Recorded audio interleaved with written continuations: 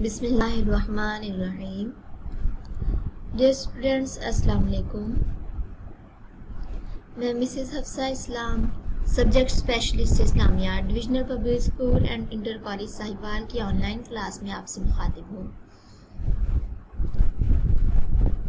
Dear students, آج ہمارا سبق حج اور اس کی عالمگیریت آپ کی درسی کتاب کا دوسرا سبق ہے. سبق کے تدریس کے مقاصد یہ ہیں: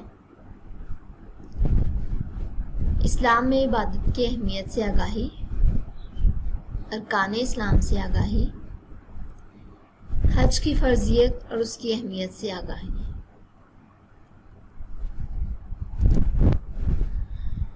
عزیز طلبہ، جیسا کہ آپ اس سے پہلے پڑھ چکے کہ اسلام ایک مکمل نظام ہے اور وہ عبادت کرنے کا ایک طریقہ بتاتا ہے، یعنی اللہ کی رضا کی خاطر اس کی عبادت کس طریقے سے کی جائے، تو اسلام اس کا ایک مکمل طریقہ دیتا ہے. جیسے نماز، روزہ، زکوٰۃ، حج کی صورت میں وہ لازم کر دی گئی ہیں عبادات. انہیں ہم ارکان اسلام بھی کہتے ہیں. ارکان اسلام کی تعداد 5 ہے: کلمہ شہادت یعنی توحید و رسالت، نماز، روزہ، زکوٰۃ اور حج. ہم آج حج کے بارے میں، حج کی فرضیت، اہمیت اور اس کا مفہوم پڑھیں گے. حج کا لفظی معنی زیارت کا ارادہ کرنا ہے. اسلامی اصطلاح میں حج سے مراد وہ مخصوص اوقات میں کی جانے والی عبادت ہے جو خاص طریقوں سے کی جائے. مخصوص اوقات میں خاص طریقوں سے مناسک حج کرنے کے لیے بیت اللہ کا ارادہ کرنا، خانہ کعبہ کا طواف کرنا اور میدان عرفات میں ٹھہرنا حج کہلاتا ہے. یعنی ہم عام اور سادہ آسان الفاظ میں کہہ سکتے ہیں کہ اسلامی شریعت میں اس عبادت کو حج اس لیے کہا گیا ہے کیونکہ اس میں انسان بیت اللہ شریف کی زیارت کا ارادہ کرتا ہے. وہاں پر جا کر عبادات کی جاتی ہیں، مناسک حج ادا کیے جاتے ہیں، اس لیے اس کو حج کہتے ہیں. حج ایام مخصوصہ جو اللہ تعالیٰ کی طرف سے مقرر کر دیے گئے ہیں ذو الحج کے دنوں میں، انہی میں ادا کیا جاتا ہے.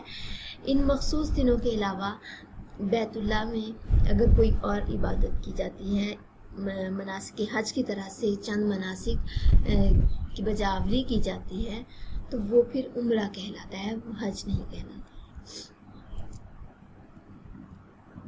حج کی فرضیت اور اہمیت. حج ہر عاقل، بالغ اور صاحب استطاعت مسلمان پر زندگی میں ایک بار فرض ہے. یعنی ہر ایسا شخص جو عقل و شعور رکھتا ہے، صحت مند، تندرست اور جوان ہے اور صاحب استطاعت ہے، یعنی جس کے پاس حج کرنے کی استطاعت ہے. اور استطاعت میں یہ چیزیں شامل ہیں: زاد راہ یعنی حج کرنے کے لیے جانا ہو تو وہاں رہنے کے لیے، جانے کے لیے، کھانے پینے کے لیے خرچ اور واپسی کا خرچ اس کے پاس ہو.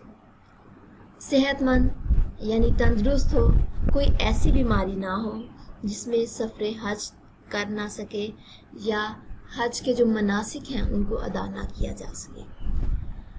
اور تیسرا ہے راستہ پرامن ہو، یعنی راستے میں کوئی ایسی رکاوٹ نہ ہو یا کوئی ایسی ظالم حکومت نہ ہو، کسی ظالم حکمران نے اسے روکا نہ ہو کہ وہ بیت اللہ تک پہنچ نہ سکے.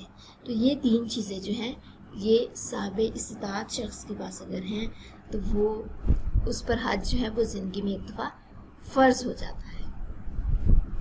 حج کی فرضیت کے بارے میں اللہ تعالیٰ کا ارشاد ہے: لوگوں پر اللہ کا یہ حق ہے کہ جو بھی استطاعت رکھتا ہو اس کے گھر کا حج کرے. اس آیت مبارکہ میں حج کو امت مسلمہ کے لیے فرض قرار دیا گیا ہے. یہ ارکان اسلام میں سے ایک رکن ہے. ارکان اسلام میں سے آخری رکن یعنی 5واں رکن جو ہے وہ حج ہے.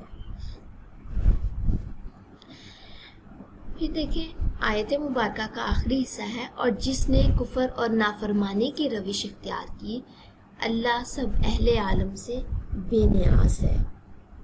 اگر کوئی شخص حج نہیں کرتا، استطاعت کے باوجود حج نہیں کرتا، بغیر کسی وجہ کے حج کو چھوڑ دیتا ہے، تو اللہ تعالیٰ کی ناراضگی کا مستحق ہو جاتا ہے، کیونکہ اس آیت مبارکہ میں اللہ تعالیٰ نے فرمایا ہے اگر کسی نے انکار کر دیا، اللہ کے اس حق کو نہیں مانا، تو پھر اللہ تعالیٰ کو اس کی کوئی ضرورت نہیں ہے۔ اللہ تعالیٰ تمام دنیا سے بے نیاز ہے۔ استطاعت کے باوجود حج نہ کرنے والوں کے لیے حدیث شریف میں وعید سنائی گئی ہے کہ جس شخص کو کسی بیماری، کسی ضرورت یا ظالم حکمران نے روک نہ رکھا ہو اور اس کے باوجود وہ حج نہ کرے، تو چاہے وہ یہودی مرے یا نصرانی، یعنی اللہ کی نظر میں وہ یہودیوں اور عیسائیوں جیسا ہے، وہ مسلمانوں کے ساتھ نہیں ہے۔ حج جو ہے وہ گناہوں کی بخشش کا ذریعہ ہے۔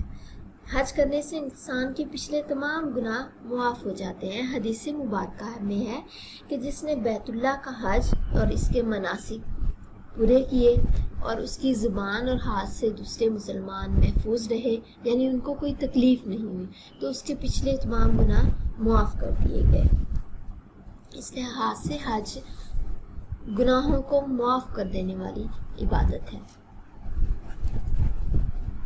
حج 9 ہجری میں فرض ہوا، اور حج کے ایام ذوالحج یعنی اسلامی جو مہینے ہیں ان میں جو آخری مہینہ ہے ذوالحج، اس کے ایام ہیں 8 سے 12 تک، یعنی 8 سے مناسک حج شروع ہو جاتے ہیں اور 12 ذوالحج کو مناسک حج ختم ہوتے ہیں۔ عازمین حج کا ارادہ کرنے والے اور وہاں تک جانے والے لوگوں کو عازمین حج کہا جاتا ہے۔ یہ عازمین حج مکہ مکرمہ میں بیت اللہ اور باقی جو تمام اسلام کی نشانیاں ہیں ان تمام جگہوں پر جاتے ہیں اور مناسک حج ادا کرتے ہیں۔ مناسک حج سے مراد وہ تمام عبادات ہیں جو حج کے دوران کی جاتی ہیں، یعنی حج بہت سی عبادات کا ایک مجموعہ ہے۔ ان عبادات کو مناسک حج کہا جاتا ہے، یا آپ ارکان حج کہہ سکتے ہیں کہ حج میں جو اعمال کیے جاتے ہیں، جو عبادات کی جاتی ہیں، وہ مناسک حج ہیں۔ حج ایک جامع عبادت ہے۔ حج میں چونکہ باقی تمام عبادات کا ایک طرز، ایک روح شامل ہوتی ہے، اس لیے حج کو ایک جامع عبادت کہا جاتا ہے۔ حج میں ایک انسان فرض نمازوں کے ذریعے سے، نفل نماز کے ذریعے سے اللہ تعالیٰ کا قرب حاصل کرتا ہے۔ حج پر جانے کے لیے جو اپنا مال خرچ کیا جاتا ہے، جو روپیہ پیسہ خرچ کیا جاتا ہے، وہ زکوٰۃ سے مشابہت رکھتا ہے، یعنی زکوٰۃ بھی ارکان اسلام میں سے ایک رکن ہے، تو حج پر جانے کے لیے مال بھی خرچ ہوتا ہے۔ اور اگر حج میں کوئی غلطی ہو جاتی ہے تو اس کے کفارے کے طور پر روزے لازم کر دیے گئے ہیں۔ تو حج کے لیے جانا، وہاں پر مشقت برداشت کرنا، جو وہاں پر مناسک حج کی ادائیگی میں مشکلات پیش آتی ہیں ان کو برداشت کرنا، یہ جہاد کا رنگ اس میں نظر آتا ہے۔ تو اس لیے یہ کہا جاتا ہے کہ حج ایک جامع عبادت ہے، باقی تمام عبادات کا بھی ایک مجموعہ ہے۔ حج کی اقسام۔ حج کی 3 اقسام ہیں: حج افراد، قران اور تمتع۔ حج افراد ایسا حج ہے جس میں صرف حج کی نیت کر کے حج کا احرام باندھ کر حج کر لیا جاتا ہے۔ حج افراد ایسا حج جس میں صرف حج کی نیت کر کے احرام باندھا جائے اور صرف حج ادا کر کے احرام کھول دیا جائے۔ حج قران ایسا حج جس میں عمرہ اور حج دونوں کے لیے ایک ہی احرام باندھ دیا جائے، یعنی اکٹھا احرام باندھ دیا جائے، نیت عمرہ اور حج دونوں کی کر لی جائے، اور عمرہ اور حج دونوں کی ادائیگی کے بعد احرام کھولا جائے۔ حج قران کیا ہے؟ ایسا حج جس میں عمرہ اور حج کا اکٹھا احرام باندھ دیا جائے اور دونوں کی ادائیگی کے بعد احرام کھول دیا جائے۔ حج تمتع، ایسا حج جس میں عمرہ اور حج دونوں کے لیے الگ الگ احرام باندھا جائے، یعنی پہلے عمرے کی نیت سے احرام باندھ دیا جائے اور عمرہ کر کے احرام کھول دیا جائے، پھر حج کے دنوں میں حج کی نیت سے احرام باندھ کر حج کر لیا جائے۔ حج تمتع کیا ہے؟ ایسا حج جس میں عمرہ اور حج دونوں کے لیے الگ الگ احرام باندھا جائے، دونوں کی نیت الگ الگ ہو اور دونوں عمرہ کر کے حج احرام کھول دیا جائے عمرے کا، پھر حج کے دنوں میں حج کا احرام باندھ کر حج کر لیا جائے۔ ڈیئر اسٹوڈنٹس، امید ہے کہ آپ کو آج کا سبق جو ہے وہ سمجھ آ گیا ہوگا۔ آج ہم نے حج کے متعلق جو ابتدائی معلومات ہیں وہ پڑھی ہیں، یعنی حج کا لفظی معنی کیا ہے، حج اصطلاح میں حج کسے کہتے ہیں، کیوں اس عبادت کو حج کہا جاتا ہے، اللہ تعالیٰ کا یہ حق ہے مسلمانوں پر اور اگر کوئی نہیں کرتا تو وہ اللہ تعالیٰ کی ناراضگی کا مستحق ہے۔ حدیث مبارکہ میں بھی اس کو وعید سنائی گئی ہے اس شخص کو جو جان بوجھ کر حج کو چھوڑ دیتا ہے۔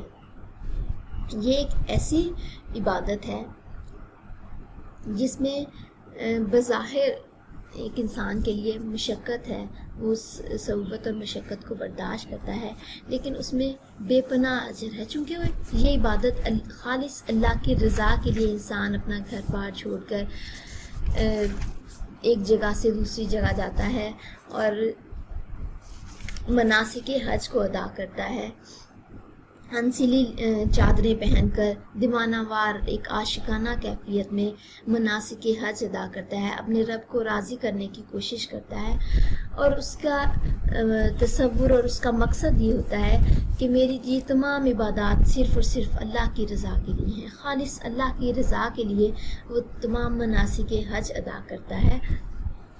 تو اس لیے جیسے ہی وہ حج کا ارادہ کر لیتا ہے تو اس کے اندر نیکی کا جذبہ پیدا ہونا شروع ہو جاتا ہے، اس کی کوشش ہوتی ہے کہ وہ کسی کو کوئی تکلیف نہ پہنچائے۔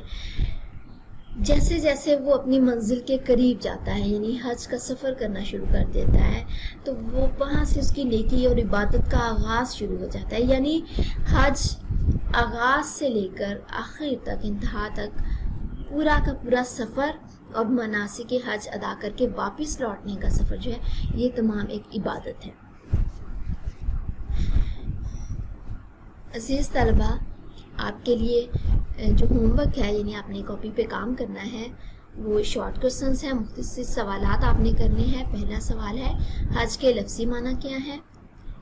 اسلامی اصطلاح میں حج سے کیا مراد ہے؟ اس میں آپ بہت مشکل ڈیفینیشن، مشکل تعریف نہ لکھیے، چاہے جو آپ کی درسی کتاب میں دی ہوئی ہے وہی لکھ دیجیے۔ حج کن لوگوں پر فرض ہے؟ حج کن ایام میں کیا جاتا ہے؟ اور پانچواں اور آخری سوال ہے، حج کی فرضیت پر آیت مبارکہ کا ترجمہ تحریر کیجیے۔ اللہ حافظ۔